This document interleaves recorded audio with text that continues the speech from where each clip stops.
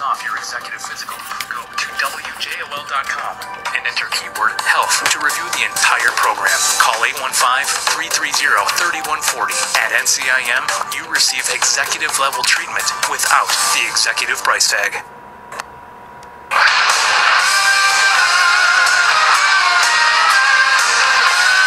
Elected officials, movers and shakers, people in the know, we got them talking. Will County's News Talk Sports, 1340 WJOL.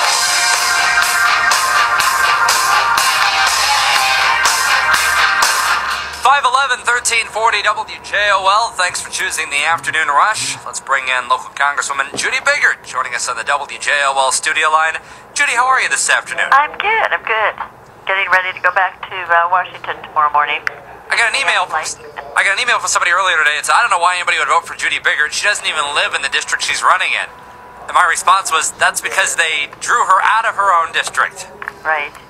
Yeah, so I mean... well, you know, where my home is, I would have 1.34% of the people that I've had in the 13th district. If I'm running in the 11th, I've got about 50% of the people. So, yeah. Unfortunately, my poor house went to my Quigley district, the 5th district. So, but you know what? Maybe I'll move. We've got to get rid of the big house sometime.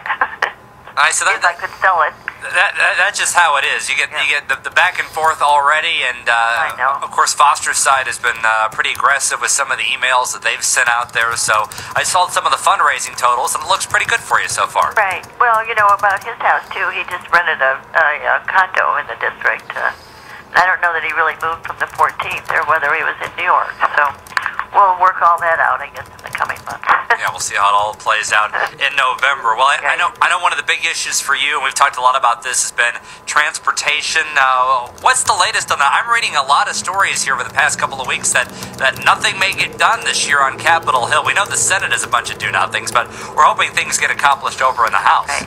Well, you know, we had kind of some good news. You know, we could not get the bill out for the 5-year transportation bill in the House. The Senate actually did something. They passed a bill. Amazing. But it was only for a 2-year bill. So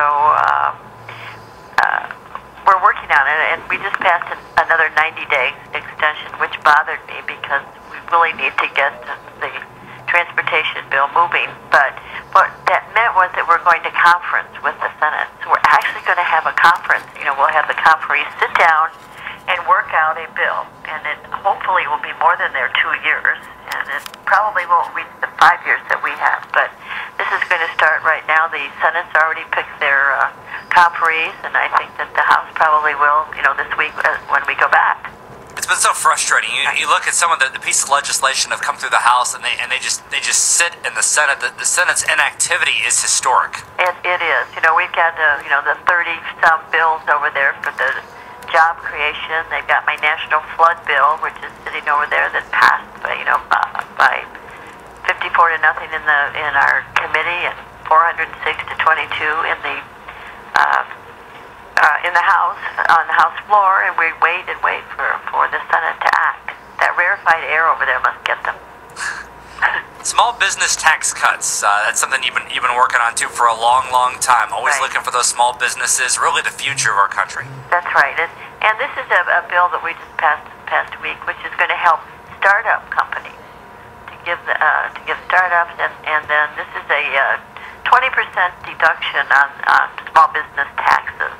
And that's just to give them an oomph, so that that they can be ready to hire more people and to invest in developing more products. So hopefully this again has gone over to the Senate, and hopefully that it will come out of there. What else are people talking about these days on Capitol Hill? I know there's a lot of conversation and talk about the presidential race. So Romney now, of course, not officially the guy, but he's the guy, and I think he's really the best choice. Right, I do too, and I've supported him for a long time, and I think now we can get down to business of working with our candidate, our nominee, Romney, and get a little more of the bully pulpit to really tell people what the solutions that we have and how we have to get the other side. I'm really tired of hearing the president saying that we're this obstructionist when he's the one that will not communicate communicate with us, will not sit down and work out anything. All he does is criticize us while we've got the solutions, like these business bills to get the economy moving, to get that growth, and to get us back on track. He had this great line last week Romney did about Obama the person. People generally like the president as a human being. Well, they do. Don't vote on him based off of how much you like him. Vote on him based on his policies. Look at his track record here over the past few years. That's right. The failed stimulus, the Obamacare. It's really been a lot of which they continue to pour money into. They continue to pour money into Obamacare without knowing that whole project should be put on hold until they find out what happens in June. Right. Well, what's happened too is that the uncertainty for businesses. Are they going to have to put everybody in their company into a plan, or are they going to pay a penalty and put all of their employees into the exchanges? And that's going to cost a lot of money. So I think people are really, particularly small businesses, 50 and under, say, I can't hire one more person because I'll fall into that category. So that's really harming the whole economy. As far as the race is concerned, are you going to get the support from the Republican Party? I'm assuming he's getting the support from the Democratic Party. This is really one of those races that they've shown the spotlight on it nationally on District 13. I'm one of the top targets, but I'm getting the support. I'm on the Patriot program. The NRCC actually, Pete Sessions is coming out in a week or so to be here with me. So. And the NRCC has said, we have to have you run. You're the only one that can win this race, and I'm going to. And we've talked about it. You are not a cookie cutter as far as the Republicans or Democrats are concerned. No. You're your own person. You're very independent and right. Probably a little bit more moderate than kind of some of the stances that we see on the far right. Well, absolutely, but I'm a staunch Republican. Sure. I'm a fiscal conservative, but I am also a moderate in the social issues, and we need a diversity in our party too. We're not all cookie cutters. If you agree with somebody 80% of the time, then we should all work together. What's the calendar like here for you over the next few weeks? Busy. Last Saturday night, I was at a great event for a charity in the new district, and I'm just moving every day. We're going to various companies and nonprofits and schools, and just to get around and see what's happening in the district and listening to what people are saying. This is the most important job for members of Congress, is really to listen to what the constituents have to say. They're the ones that know what's going on, and we can find the solutions then.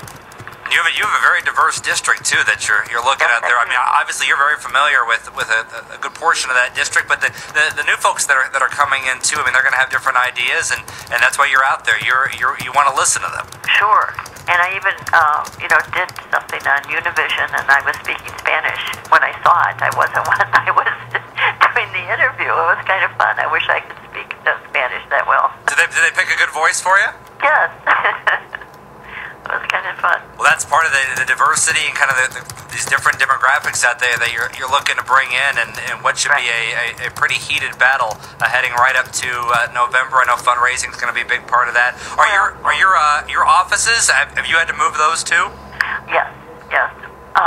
We've got our campaign office. I believe now we were supposed to move in this weekend, but there was a little hitch there. So we have to.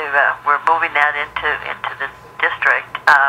Of course, this congressional district I keep, through the end of this year, and then if we worry about the election, then I will have to move my congressional district too. Is that strange? You have the people that you represent. Yes, a lot of them are going to carry over, but then you have the new people as well. So you're kind of representing a larger area. Well, no. I mean, a way that it's spread out. Yeah. It goes in all different directions. In fact, you need to go on Google Alert, or Google Map to figure out where people are, because it's so convoluted. But in general, which communities fall under the new district? The newest, Joliet, which I had just a few blocks before. Aurora, which I had just a little bit of. We go down to Oswego. We go to New Lenox, Shanahan. It's a very interesting district. Troy now, and I lost a lot of the southern part. Orland Park, in that area, and Tinley Park. So that's gone, and I've got my town is gone. My town is gone. Sure. To Wrigley Field and the lake. Oak Brook. Have some of the states... I still got part of Naperville and Lyle.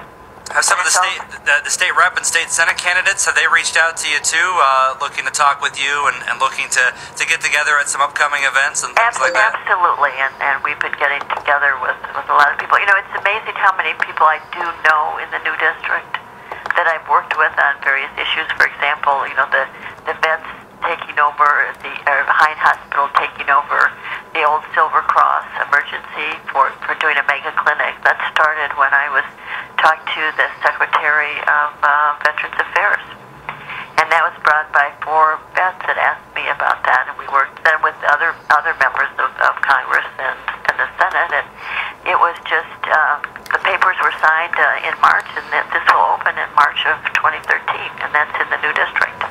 All right, we look forward to talking with you a lot between now and November. Thank you very much for joining us this evening. Okay, nice to talk to you. Thank you. Getting an update on a number of big issues out there from Congresswoman Judy Biggert here on 1340 WJOL. You never stop campaigning when you're running for Congress, that's for sure. 521, over to the travel times and Evan Bredesen.